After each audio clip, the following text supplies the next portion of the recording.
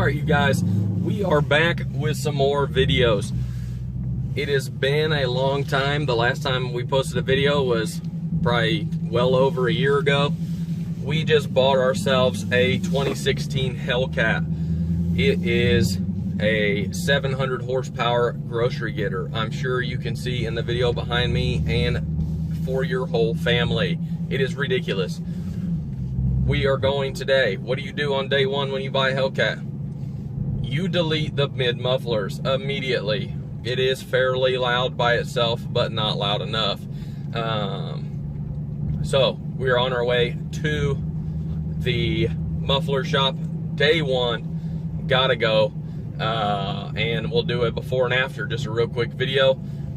Hit like, thumbs up, subscribe. There's gonna be lots of videos to come. I need y'all's help in order to do these videos. You have to like it, subscribe, please.